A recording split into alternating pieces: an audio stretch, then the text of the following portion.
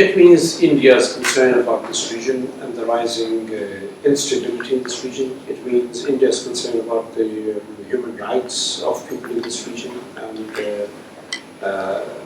the wish to have people in Balochistan do better, have a normal life away from violence and away from extremist bonds and suffering. It does alter the dynamics in this region in a significant way, and intended towards peace and stability in this region, and intended towards an end to the use of extremism and radicalism as an instrument of policy. And that's what we must all do. So we are no longer suffering from it. So we no longer lose people to bomb blasts or attacks organized by extremists and terrorists and used by state machines. So vis-a-vis Pakistan, do you think Pakistan will eventually change its policy and the way it has been hurting Pakistan, which you have always spoken about? Do you see a change coming? We have been hurt tremendously. No nation has suffered as much at the hands of extremism and radicalism and militancy from these two, forces, these two manifestations, as we have in Afghanistan.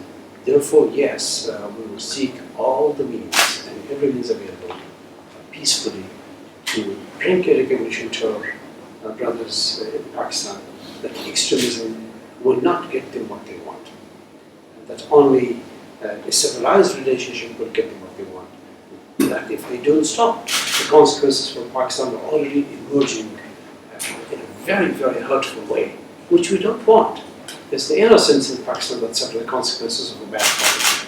We want the bad policy to end so people in Pakistan live a happy, better life. Of course, this is a constant theme of conversations between us. This is a constant theme of conversations between India and Afghanistan. Extremism, radicalism, religious extremism is what is causing in terms of life and property and opportunities that we keep losing towards a better future. So we did discuss this, and ISIS has to be taken very, very seriously by India. It is a totally foreign phenomenon in our region. It's used for sinister purposes. Therefore, we must together and jointly address it and stop it.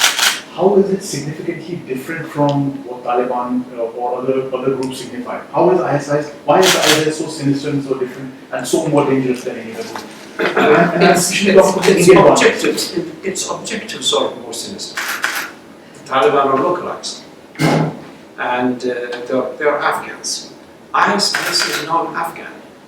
It's not indigenous, and then it's things rooted and in a hurtful way. Therefore, you have to be extremely careful in India. Therefore, you have to be up and alert.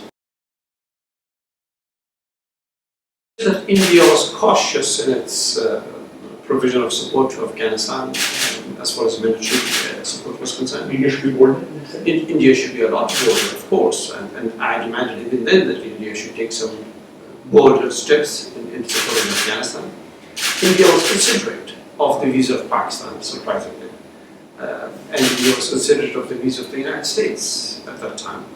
I want India to have its own considerations, its own interests, and be mindful of its own relations with Afghanistan and the need for the two countries to live a safer life away from the threats of extremism and terrorism. And that's where India matters, that's where Afghanistan matters. So, a stable, a strong Afghanistan means a less attrition, and that's important. But there is a certain kind of military equipment which India can provide to the Afghan National Army, and that would increase the capability and enhance the capability. And what would you say to that? How would well, it's an array of things that India can do. India knows the state of our military very well. They know for our conditions, they know what we need in training, in equipment, and in hardware, military hardware. So it's a plethora of things. It's a wide range of things that India can do. And India has those means available to it. It has local production of some of the weapons. It has full knowledge of the functionality of those weapons, and it can train Afghans in use of those weapons and equipment. So in the scenario which is developed post Prime Minister Modi speaking about Balochistan and Pakistan, Kashmir and Pakistan, do you see India going out and doing more on military support to Afghanistan? Well, I hope very much that India would bolster its support for Afghanistan further and strengthen the Afghan forces and have a presence that would bring to Afghanistan stability and peace and to this region. Of course, at the same time, we must also both seek all our means, all our possibilities for improved relations with our neighbour Pakistan. We both need that. We hope that will be a dream achieved today.